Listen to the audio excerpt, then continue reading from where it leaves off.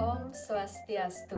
Assalamualaikum warahmatullahi wabarakatuh. Salam sejahtera bagi kita semua. Namo Buddhaya dan salam harmoni.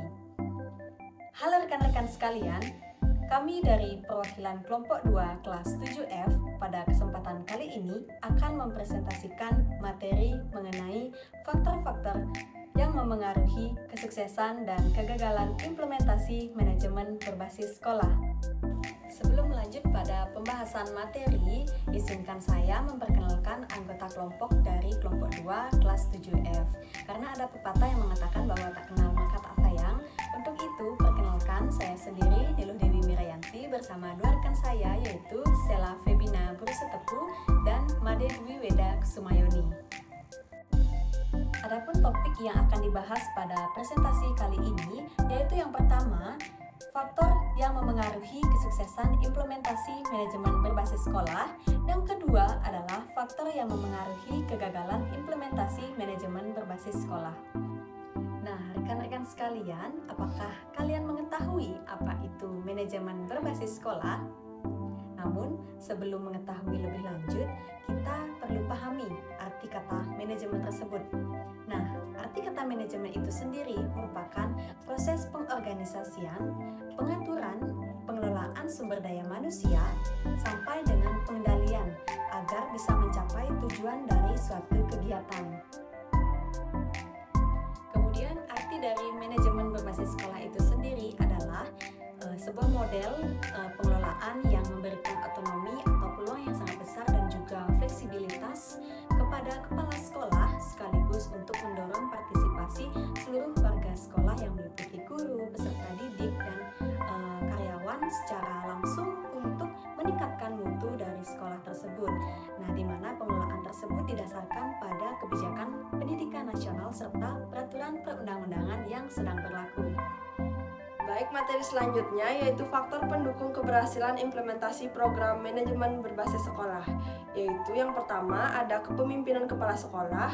Contohnya seperti menciptakan suasana yang kondusif, mendorong terlaksananya perilaku positif, kreativitas dan inovatif bagi warga sekolah, komite sekolah, dan juga stakeholder lainnya. Nah, yang kedua ada komitmen warga sekolah. Contohnya seperti adanya komitmen dari warga sekolah untuk melaksanakan dan menyukseskan seluruh kegiatan dalam rangka perbaikan proses pembelajaran dan peningkatan mutu hasil belajar. Selanjutnya yang ketiga ada kerjasama yang baik antar warga sekolah dan komite sekolah. Contohnya seperti terjadinya kerjasama yang baik dalam merencanakan, melaksanakan, dan mengevaluasi keberhasilan program sekolah.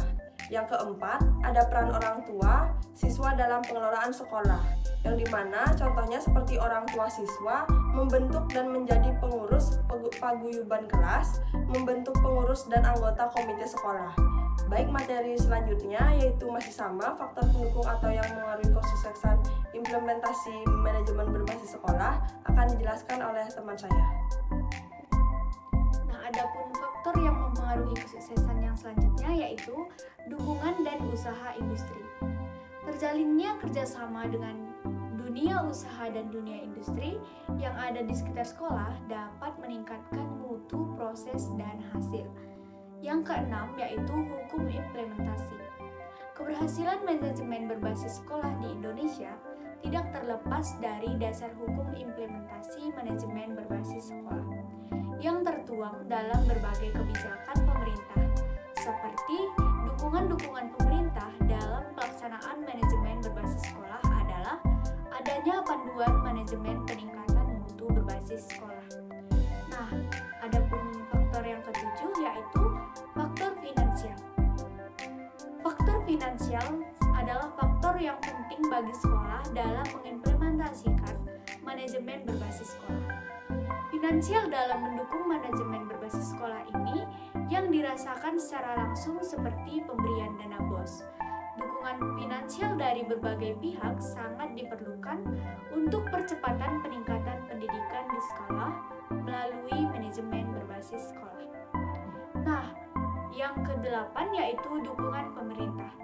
Dukungan pemerintah seperti kebijakan, pembiayaan, dan supervise monitoring kegiatan sekolah. Nah, adapun faktor yang kesembilan yaitu faktor budaya. Faktor budaya ini membangun budaya dapat mendukung manajemen berbasis sekolah, seperti budaya untuk maju, bekerja keras, inovatif, dan untuk mencapai peningkatan mutu sekolah. Nah, yang selanjutnya yaitu faktor yang mempengaruhi kegagalan implementasi manajemen berbasis sekolah. Yang pertama yaitu pendidik. Keadaan guru yakni kesehatan, sosiologi, psikologi, serta kesejahteraan ekonomi merupakan penghalang yang dapat mempengaruhi kemajuan pelaksanaan dari tugas seorang guru. Nah, yang kedua, dana dan sarana prasarana. Kurangnya dana dan sarana prasarana merupakan permasalahan pendidikan di Indonesia. Banyak lembaga pendidikan yang dalam perkembangannya kurang lancar karena kurangnya masalah pendanaan sarana dan prasarana.